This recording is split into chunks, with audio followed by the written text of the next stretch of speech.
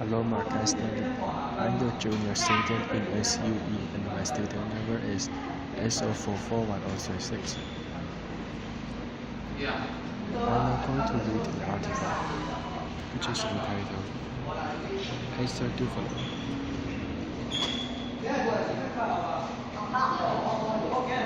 Social experiments to fight poverty within the games. So here it is, you can check. I'm short and French. I have pretty strong French accent, so it's going to be clear in a moment. Maybe a suffering through and something we all know. And I suspect many of you gave something to the people of Haiti this year. This is something else I believe in the back of your mind. Personally, that is, every day 35,000 children die of entirely preventable cases. This in a Haiti earthquake every 8 days, and I suspect many of you probably give something to the problem as well.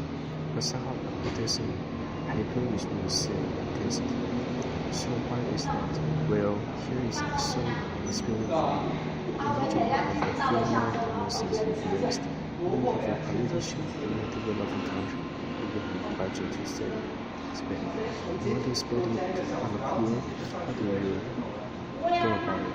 Do you believe that people will tell you that all we need to do is spend money?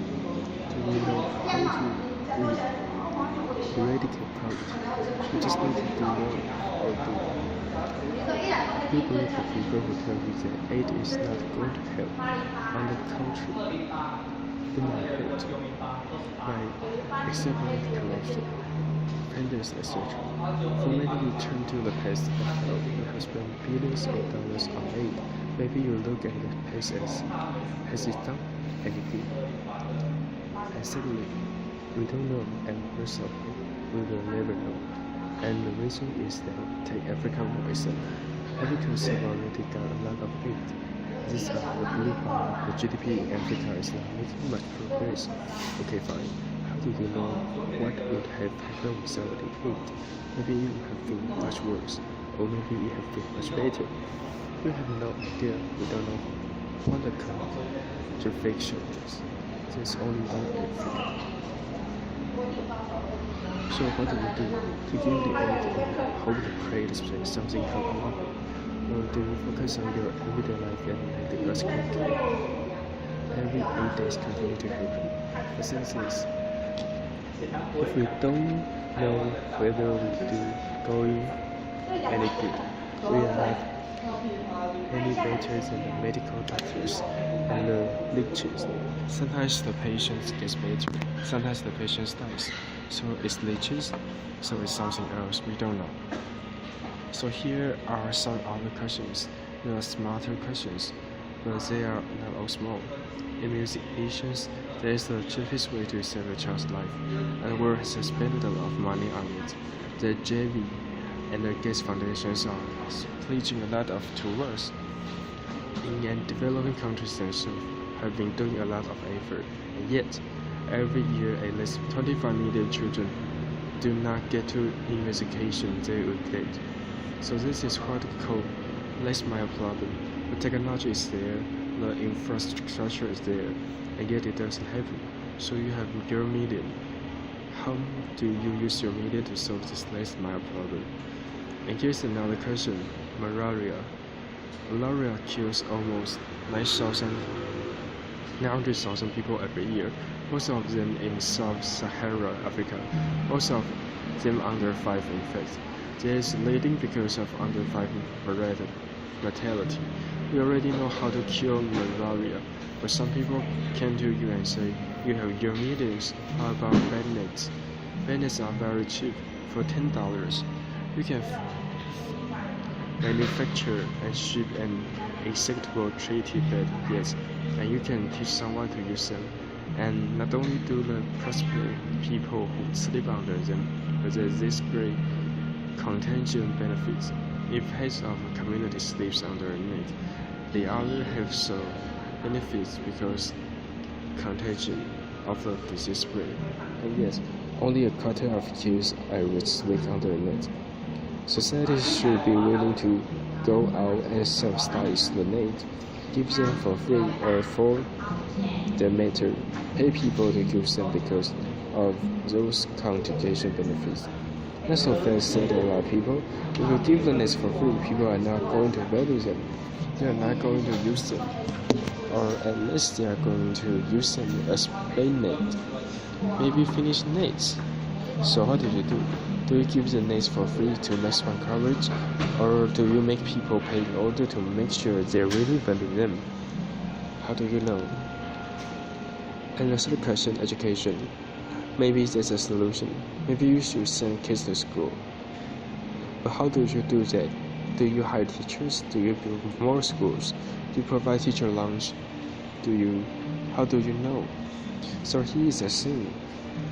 I cannot answer the big question of whether aid did any good or not, but these three questions, I can answer them. It's not the Middle Ages anymore. It's the 21st century.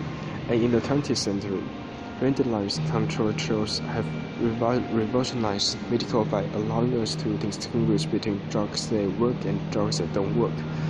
And you can do the same randomized control trial for social policy. You can put social innovation to the same religious scientific test that we use for drugs, and this way you can take the guesswork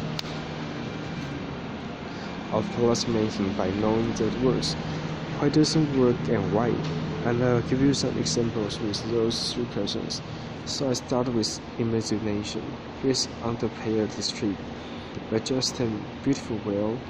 So I start working here. About 1% of children who fully immunized, despite with their places like that. Now it's not because the vacancies are not there. They are there and they are free, and it's not because parents do not care about their kids. The same child that is not immune against the measles. If they do get measles, parents will spend thousands of rupees to help them. So you get those empathy village sub-centers and crowd hospitals. So that is the problem.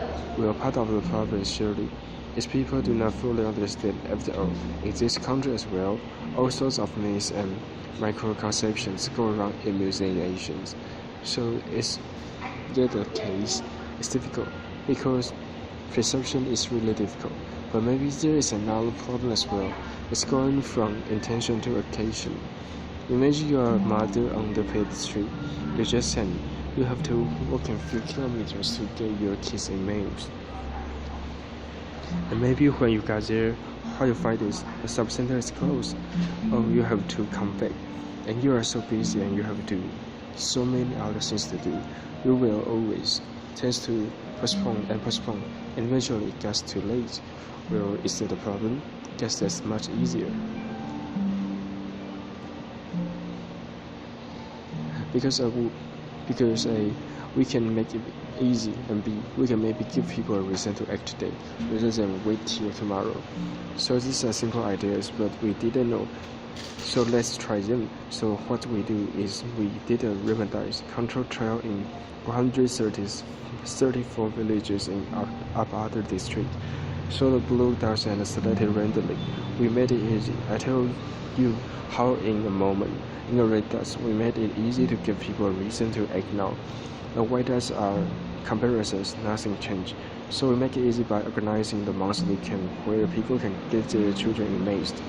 And they can make it eat and give a reason to act now by adding a kilo of lentils for each immunization. Now, a kilo of lentils is tiny. It's never going to convince anybody to do something that they don't want to do. So on the other hand, the problem is you tend to postpone, then it might give you a reason to act today rather than later. So what do we find? Well, beforehand, everything is the same. That's the beauty of revitalization. Afterwards, the camp, just having the camp, increases immunization from 6% to 70%. That's a full immunization. That's not bad. That is good improvement. Add a linus to each to reach 38%. So here's you've got the answer. Make it easy and give kiloliters. You multiply the immunization rate by 6. Now you might say, well, but it's not sustainable. You cannot keep giving lentils to people. Well, it turns out it's wrong economics because it's cheaper to give lentils than to give them, than not to give them, since you have to pay for more nurse anyway. Because The cost per investigation ends up being cheaper if you give incentives than if you don't. How about bad Should we give them for free, or should we ask people to pay for them? So the answer hinders on the answers with these three questions. One is, if people must pay for the bad are they going to purchase them? The second is, if I have bad for free, are people going to use them? And the third is, do free bad discourage further purchase? The third one is important because if we think people get used to handouts, it may destroy markets to distribute free bad. Now it's a debate that has generated a lot of emotion and angry drastic. It's more ideological than practical, but it turns out it's an easy question. We can know the answer to this question. We can just turn around and experiment, and many experiments have been turned, and they all have the same results. So I'm just going to talk to you about one. This one that was in Kenya, they went around and distributed to people vouchers, discount voucher, so people with their vouchers could get the bad in a low pharmacy. And some people get 100% discount, and some people get 20% discounts, and some people get 50% discounts, etc.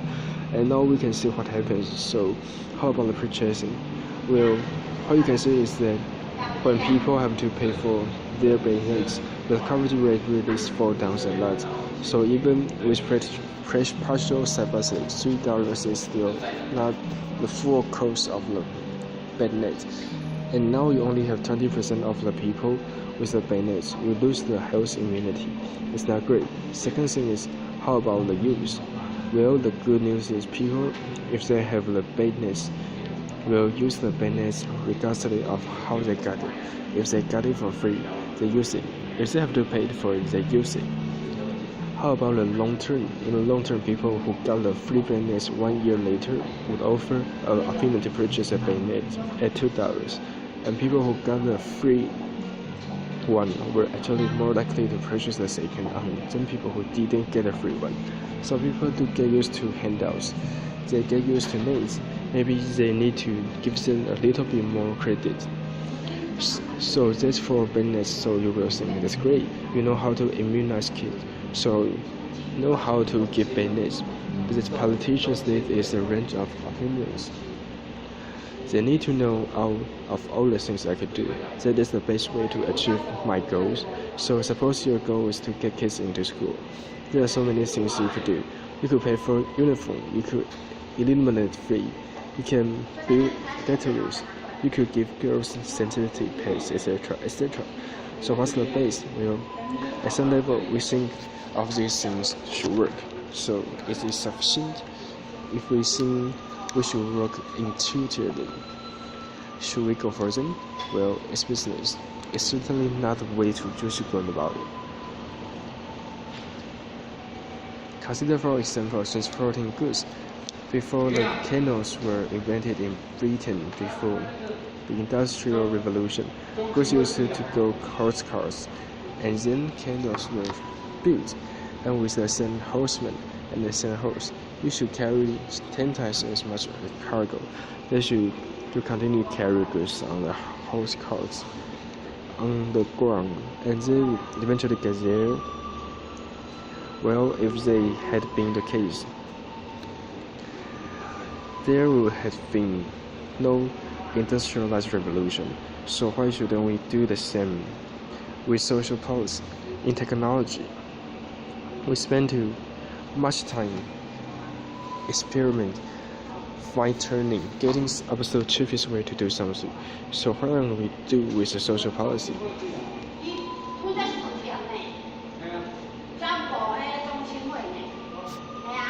Well, with experience, what you can do is answer a simple question. Suppose you have $100 to spend on various interventions. How many extra years of education do you get for your $100?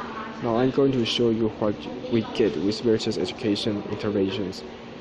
So the first one are, if you want to get your suspect, hire teachers, school meals, school uniforms, scholarships, and that's not bad.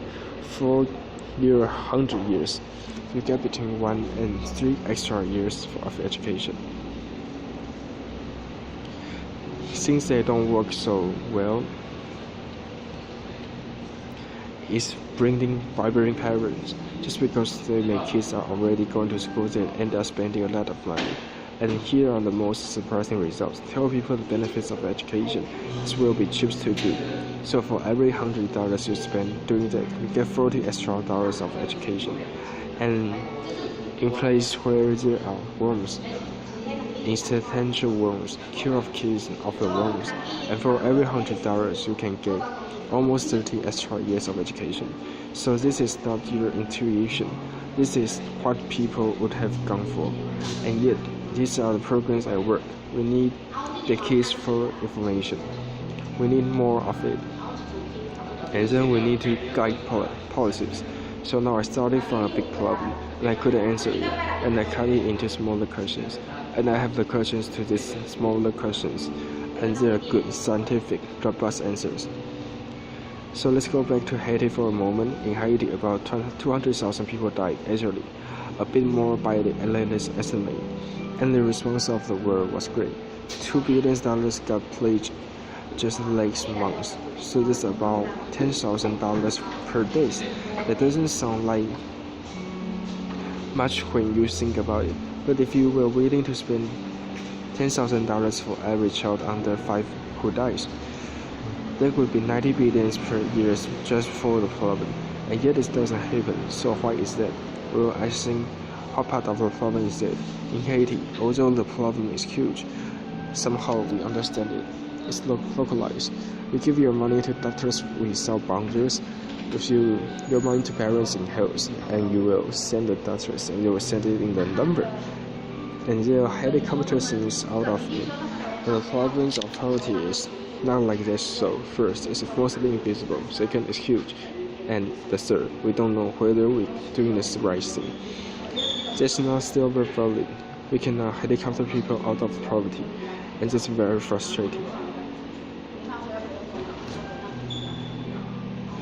But look at how we did today. I gave you 3 simple answers to these questions. Give injections to immunize people, provide free band-aids, deworm children with immunization for band-aids. You can save a life for $300 per life saved. With $2,000, you can get an extra year of education for these dollars. So we cannot eradicate poverty just yet, but we can get started. And